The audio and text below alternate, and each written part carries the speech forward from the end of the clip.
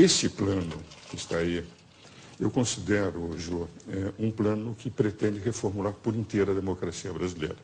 São 521 propostas que estão no Plano Nacional de Desenvolvimento de Direitos Humanos. 521 com 6 eixos orientadores. O grande drama desse plano é que é um modelo muito semelhante ao modelo venezuelano. Há um centro de estudos de pesquisas sociais na Espanha que orientou a conformação das 3 condições da Venezuela, do Equador e da Bolívia.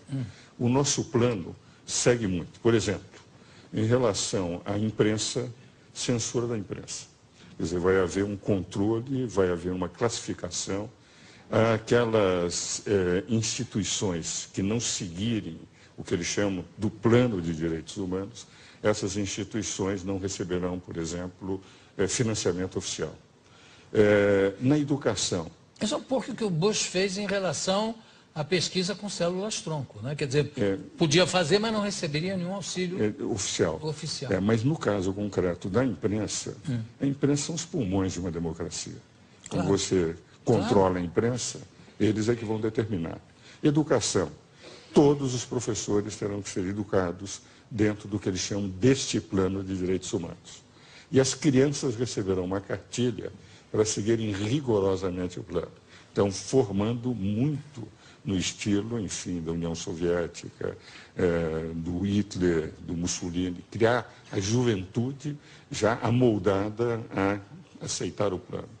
Por exemplo, direito de propriedade. Hoje nós temos o seguinte, quer dizer, se a minha propriedade é invadida, eu vou até a justiça e peço a reintegração de posse, mostra que eu tenho o título. Se o invasor invadir uma propriedade, o proprietário fica sem a propriedade. Aí a justiça não poderá dar reintegração de posse. Chamarão a sociedade civil organizada, que é formada pela comunidade deles, e essa determinará se deverá ou não ser devolvida a casa. Ou pode ser urbana, ou pode ser uma propriedade rural.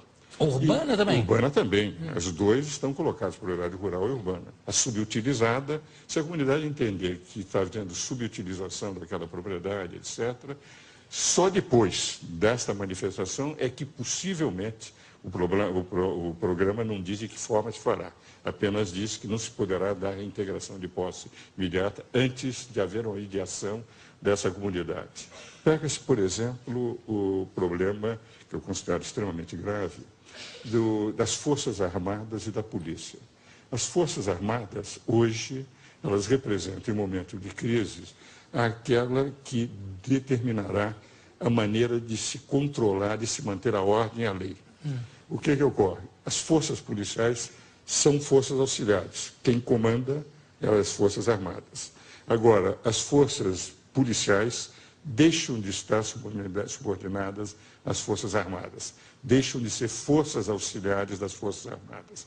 Cria-se um sistema único de forças policiais, nacional. Então, os governos terão as suas forças policiais controladas por um sistema nacional único. Então, teremos as Forças Armadas se o Brasil entrar em guerra, o Brasil não tem essa vocação, e teremos um controle total das polícias desvinculadas das Forças Armadas, podendo ser as forças policiais apenas forças reservas em caso de guerra. Então, está havendo uma total mudança do sistema, digamos, do regime constitucional. Por exemplo, nós vivemos em representação. Cada deputado paulista, para ser deputado federal, ele precisa de pelo menos 100 mil votos. Que representa? Ele pode ser um mau deputado, mas é o povo que vota. Eles vão substituir um pouco a chamada democracia representativa por uma democracia delegada que é comum na Venezuela, Bolívia, Equador. Vale dizer, o povo vai ser chamado sempre para discutir não, votar em plebiscitos e referendos, criando-se quase um sistema semelhante ao sistema da Constituição venezuelana, pela qual haverá o poder executivo, o povo, como os dois poderes, e o poder legislativo, o judiciário e o Ministério Público serão poderes acólitos. Então, é indiscutivelmente um plano que representa o pensamento daqueles que fizeram. Mas é possível o governo se sobrepor ao que está na Constituição? Eles terão que mudar a Constituição. Isso é apenas um programa, é um decreto programático. Eles vão ter que mandar projetos de lei ordinária, projetos de emendas constitucionais para mudar todo esse sistema, Poder Judiciário, Poder Legislativo. Terá que ter uma comissão de direitos humanos a orientar as leis que eles terão que fazer. Eu lhe interrompi com a pergunta, você ia falando... Não, o que eu iria dizer é o seguinte, eu tenho um profundo respeito por aqueles que fizeram esse plano. Alguns deles são meus amigos, debates há muitos anos, entende? Mas eles têm uma convicção de que, por exemplo, Cuba é um país que representa uma democracia, que a Venezuela tem uma democracia representativa, que representa o povo, não precisa. E eles estão pretendendo trazer para o Brasil as convicções ideológicas deles, que eu respeito, não são as minhas. Não, mas como é que Cuba pode ser considerada uma democracia se tem o Fidel, por quem eu tenho, aliás, uma grande admiração pela luta dele, pelo que ele significou para Cuba, tudo isso. Eu confesso que não tenho a mesma admiração. Não, eu digo o seguinte, um sujeito que desembarca com 12 pessoas numa ilha e toma conta, evidente que se transforma num mito, pelo menos. No tempo que eu estudava na faculdade... Mas será que não surgiu mais ninguém com competência? Olha, no tempo que eu estudava na faculdade, em 57, quando ele começou, a mim me revoltava muito. Nós damos sempre o direito de defesa como o principal direito de uma democracia. Claro. Não há democracia sem direito de defesa. Por isso é que eu sou advogado, nunca quis ser magistrado, nem político, nem nada. Agora, naquela época, foram levados milhares de pessoas aos paredões eu sei. sem nenhum direito de defesa. Eu nunca perdoo alguém que matou sem ter permitido que as pessoas se defendessem. Isso é um genocida. Então, podem admirar o Fidel Castro, mas eu, que sempre vivi defendendo o direito de defesa, que estudava na faculdade, lia todo dia nos jornais, primeira página na época, eram os paredões, ao ponto de nós chamarmos Fidel Paredão Castro, eu não posso admitir. Agora, eu não estou falando nem do sistema, nem do modus operandi do sistema, eu estou falando a figura dele, o carisma que ele tem, eu entendo. Carisma ele tem, indiscutivelmente, excepcional. O Che Guevara excepcional, também. Excepcional.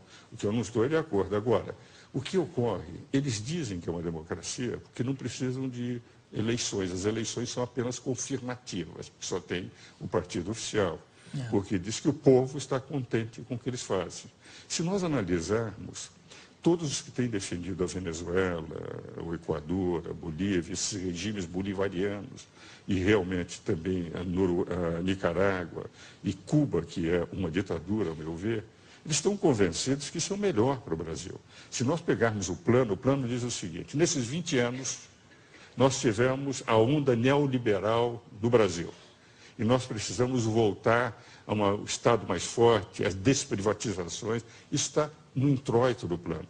Ora, eu acho que esses 20 anos foram os grandes anos de o Brasil saltar de um país relativamente desconhecido, de grande extensão territorial, para ter hoje uma participação no cenário mundial. Porque como é que eu posso dizer que esses 20 anos são um fracasso e que nós precisamos voltar às estradas? Não, nesses 20 anos, os governos do presidente Lula. Claro, e Lula, vou dizer o seguinte, os primeiros 7 anos do presidente Lula, ele teve uma participação internacional fantástica. Eu tenho a impressão que o Lula, ele fez um erro a partir do episódio de Honduras. Porque eu tinha certeza que este ano ele seria indicado para o Prêmio Nobel da Paz. Porque os 7 primeiros anos de atuação do Lula no cenário internacional, ao ponto do Obama dizer, ele é o cara, teve um benefício indireto, o próprio Obama, mas para ele foi bem. Agora, no momento que em Honduras ele começou a atacar uma deposição absolutamente constitucional do Zelaya, porque ele queria algo que é uma cláusula pétrea que não poderia, e que o artigo 239 da Constituição hondurenha diz que todo aquele que pretender a reeleição será imediatamente afastado de qualquer posição que tenha dentro do governo. Basta dizer que um dos maiores juristas brasileiros, que é do PT, foi secretário do PT, que é Dalmo Dallari, escreveu um artigo na Folha dizendo realmente foi constitucional a deposição do Zelaya. Ele começou a defender e não aceitou as eleições que foram livres.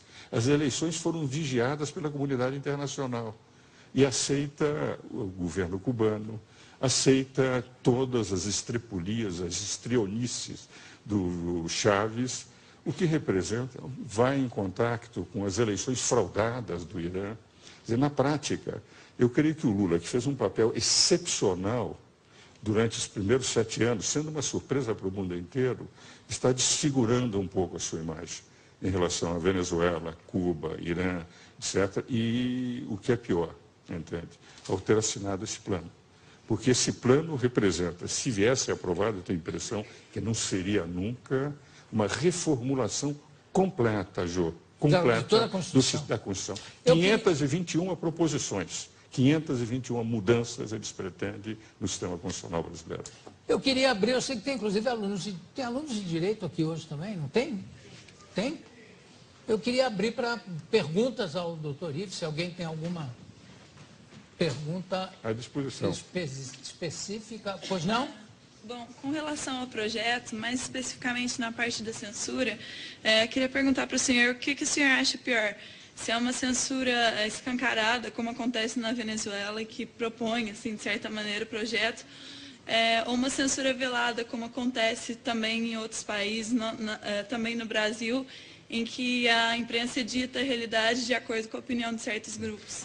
Não, a censura que eles estão pretendendo é muito mais grave, semelhante àquela da Venezuela. Porque qual é o capítulo da imprensa? Haverá um órgão que vai definir e fazer a classificação dos artigos. O que vale dizer, o jornalista, conforme o tipo de exposição que fizer, ele vai ser catalogado. Os veículos, os jornais, terão também a sua catalogação para poder ou não receber. E no que concerne à rádio e televisão, como é uma concessão pública, eles poderão inclusive cancelar. Então nós teremos um conselho que irá dizendo o que é que se poderá ou não dizer nos jornais, representando, portanto, uma censura efetiva, sob a alegação de que estão com isto valorizando a Constituição, não permitindo abusos da imprensa. Ora, quem pode atacar os abusos da imprensa é o Poder Judiciário. Sempre que a imprensa abusa, entram as pessoas com ações de indenizações por danos morais ou danos patrimoniais e tem ganho. Há muitos jornais que têm sofrido isso. Então, nós já temos os mecanismos de censura. Agora, eu me lembro, no tempo da exceção, em que eu era conselheiro da Ordem, nós, conselheiros, éramos os únicos que falávamos. E os jornais, quando tinham matérias contrárias ao regime anterior, você se lembra, publicavam poemas de Camões, receitas. Ora, nós não teremos isso. As matérias serão proibidas de serem publicadas. Então, haverá efetivamente uma censura da imprensa escrita e, possivelmente, o corte, como acontece na Venezuela, dos canais de televisão e de rádio que forem contrários. Se ler o capítulo referente à comunicação social, é extremamente perigoso, porque nós vamos perder os pulmões da sociedade que representam a imprensa. Mais alguém? Aqui? Pois não? Eu gostaria de saber se a população brasileira vai poder opinar de alguma forma, porque isso vai interferir de algum jeito na nossa vida. Como o caso teve o plebiscito contra o desarmamento, isso. Queria saber se a população vai ter como opinar de algum jeito. Certo. Veja o seguinte, a forma como eles puseram o plano é um plano com 25 diretrizes, 6 eixos orientadores e 521 proposições. Disseram eles, no introito, que eles discutiram com 14 mil pessoas no Brasil inteiro e diversas instituições. Com todas as instituições que eu falei, que eu conheço, nenhuma delas foi consultada. Então, são instituições de pessoas vinculadas à ideia do plano. Eu mesmo disse para uma dessas pessoas vinculadas a eles o seguinte: 14 mil não representam 190 milhões de brasileiros. Um deputado em São Paulo, para ser eleito, precisa de 100 mil votos, para ser 1/70 dos deputados que representam São Paulo no Congresso Nacional. 100 mil. Eles consultaram 14 mil, em nome de 14 mil estão falando por 190 milhões de brasileiros. Agora, esse projeto vai ter que ser enviado ao Congresso Nacional. Os diversos projetos de lei e as diversas emendas constitucionais criar uma justiça comunitária, uma justiça restaurativa antes da justiça comum, é evidente que é uma mudança monumental no capítulo do Poder Judiciário na Constituição. A sensação que eu tenho, entende, é que este ano não haverá possibilidade de eles levarem o plano a ser aprovado. Aliás, nenhum deputado iria correr o risco, de repente, estar indo contra a vontade popular. Agora, nós não sabemos, em função daquele candidato que vai ganhar, aliás, são 2 candidatos, não é, que estão com mais possibilidades, se, enfim, o candidato do governo ganhar, se vai ou não aceitar o plano e levar o plano para frente. O que eu tenho a sensação, e que a imprensa tem que fazer, e eu quero distinguir bem uma coisa, o que eu estou atacando são as ideias do plano, embora respeite as pessoas que os fizeram, porque alguns são, inclusive, meus amigos. O que eu quero dizer é que nós, sociedade, temos que conhecer em profundidade o plano. Não pode ser levado ao Congresso e deputados se reúnem, fazem um acordo de liderança e aprovam. Nós todos, do povo brasileiro, e essa é a intenção que eu acho que o meu amigo Jô Soares está fazendo, é levar para o conhecimento a fim de que as pessoas possam discutir, possam debater e se acharem que é melhor que se faça. Eu, pessoalmente, considero que a democracia corre risco se nós sairmos do equilíbrio de poderes que temos hoje. Porque hoje tivemos, em 22 anos de Constituição, um impeachment presidencial, uma superinflação, escândalos como o Mensalão, o escândalo dos anões, agora o escândalo do Distrito Federal. Tivemos alternância do poder e nunca se falou mais em quebra das instituições. Vale dizer, a Constituição funciona bem. Mudar essa Constituição, que tem defeitos, mas que permitiu um equilíbrio de poderes, é um risco muito grande para o Brasil. Por isso, todos nós temos que discutir, e principalmente os meus colegas, aqueles que fizeram direito, que a nossa função, fundamentalmente, é discutir o direito que tem que ser aplicado nesse país. Bom, eu tenho parabéns. E parabéns pela pergunta. Eu tenho tempo para mais uma pergunta, que foi um rapaz que falou junto com... Quem foi? Eu. Foi você? É. Então, diga lá. Eu queria perguntar se esse projeto, se ele for implantado, se o governo decidir aceitar, ele vai abrir portas para que outros projetos muito mais abusivos, piores para a população, porque você censurar uma coisa, censurar uma pessoa a ter a sua própria opinião é uma coisa ruim. Se esse projeto, se ele for aceitado, vai abrir portas para outros projetos muito mais abusivos. Se o projeto passar, nós vamos ter um regime semelhante ao de Chaves. Nós vamos ter o Poder Executivo com força, o Poder Legislativo, o Judiciário e o Ministério Público como acólitos, quer dizer, como secundários, e o Poder Executivo a toda hora chamando o povo para opinar, diga sim ou não, como acontece. E é evidente, quando se tem um único poder, sem o equilíbrio dos outros 2 poderes, tudo que vier depois será mais abusivo. Então, esse risco que o colega apresenta realmente existe. Tudo bem. Bom, eu quero agradecer a presença aqui do doutor Ives Gandra da Silva Martins. Maravilha, você sempre claríssimo e sempre nos ajudando a esclarecer alguns pontos que ficam muito obscuros, né? E você dá clareza a todos esses pontos. Muito obrigado. Obrigado à participação da plateia também. Daqui a pouco a gente volta. Obrigado, Ives.